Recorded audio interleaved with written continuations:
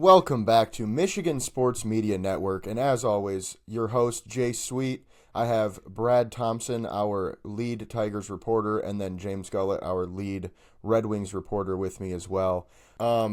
So, like you mentioned before you told us about the Tigers, it is St. Patrick's Day, and I figured what better way to celebrate that than take a little drink on the pod. I've got was supposed to be green. It's more of a yellow.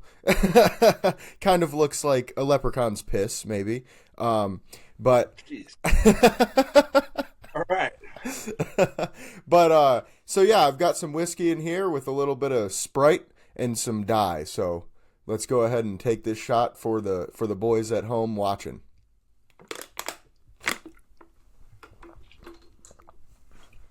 Ah. All right, now we can do this pod the right way. No, but with that being said, I will pass it over to James, our Red Wings reporter, and the floor is yours. Hey, Hockey Town. Happy St. Patrick's Day. And for the very first time in Michigan Sports Media Network's history, the Red Wings have won a game that I can report on. We finally got a win. And not only one, we got two. So let's get on to our little bit of a hot streak. We did have a loss in between those two wins, but 2-1 our last three is a hell of a lot better than the 0-6 we were before that. I'll start with beating Buffalo on Wednesday last week. After the pot on Wednesday, we beat the shit out of the Sabres 7-3. It was Peter Mrazek's first start. It was a classic old school hockey game. Plenty of fights, plenty of physicality. I won't say dirty hits, but ones that would get the players on the ice attention more so than just I would say the average. Both teams were getting chippy. Towards the end of the third period, there was an entire line 5-on-5 brawl that had, I want to say, 9 to 10. It might be all 10 players in the penalty box.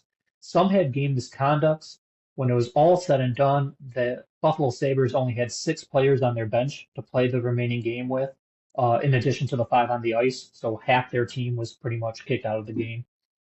A handful of Red Wings were as well.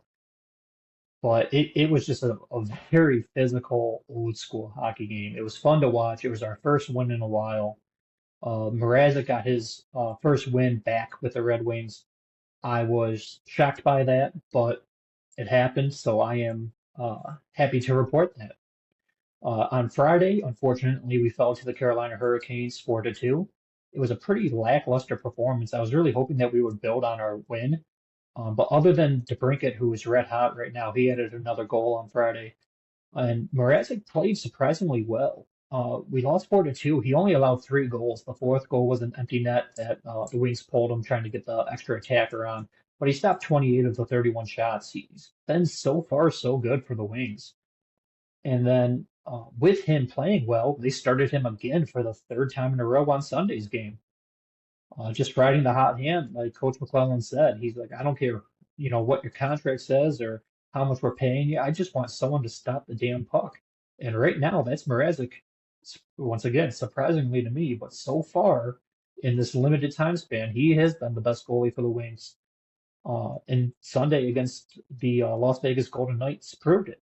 Because here we are on Monday talking about a 3-0 win, and he had an 18 save shutout. 18 saves is very low in terms of a shutout. I've seen some periods with 18 shots on it. So I'll tip my cap, if I was wearing one, to the defense, getting in front of the block shots, trying to take away those passing lanes and whatnot. It was not only like you obviously you can't complain about a shutout win, but Vegas is heavily favored. I think Vegas was favored by more than 2 goals, and we just outplayed them at every facet of the game. They were on day two of a back-to-back, but every team has those now and then. No excuses. We out-hustled them, outworked them, and got the win. So kudos to the Wings, taking 2 of their last 3. Tomorrow night, we unfortunately have the honor of playing the Washington Capitals, who is absolutely a buzzsaw right now. They won their last game. They have a total record of 44, 15, and 8. Ovechkin is only 8 goals away from the record. And we played them 10 days ago and got out to a quick 2-0 lead. And I'm like, maybe they're going to surprise us, only to unfortunately blow that and lose 5-2, completely being dismantled in the second and third periods. So hopefully we can come out to a hot start, from our mistakes. I do not know if Mrazek's going to go a fourth game in a row. That would be a lot. But with McClellan saying he's going to ride the hot hand and he's coming off a shutout, who knows?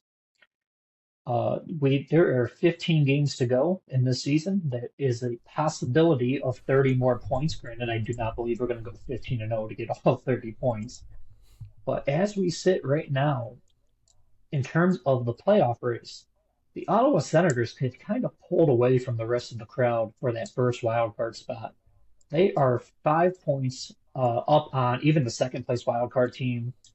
They are, unless they have a collapse, kind of like the way the Wings did. No one's catching them. And then there are 6 other teams, all within 4 points of each other, fighting for that last spot, the Wings being one of them.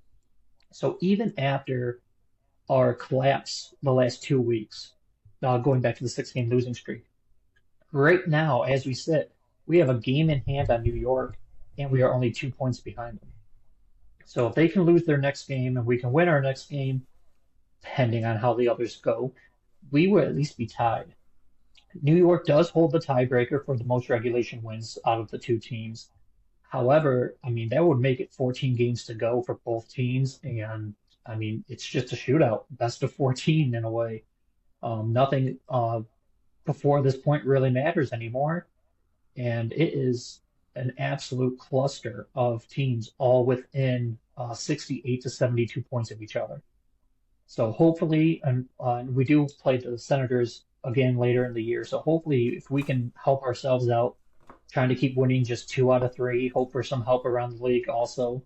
I know scoreboard watching is not a popular thing with the fans, but it is what it is. But surprisingly, we are still in this race at least. I thought we were going to be dead. I thought we were going to be out of it. And I mean, I would love to eat some crow and have us make the playoffs. I wish I was wrong, but I never I never would have thought. Maybe because it's St. Patrick's Day and I have had a drink, but I never would have thought that Peter Mrazek might save the Red Wings season. Like you can go back on the prior podcast. I not a big fan of his.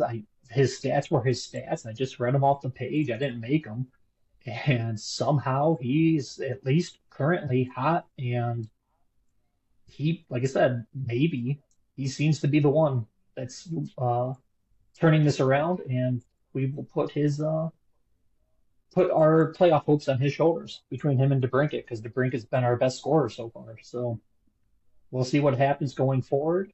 But that's what I have for you on the Red Wings right now. Awesome, James. Thanks for that information. And also, it is great to see the Red Wings finally winning some games. It's really awesome that we don't have to come on here and, well, we lost another one and we ain't doing shit. So, it's always much better to talk about winning.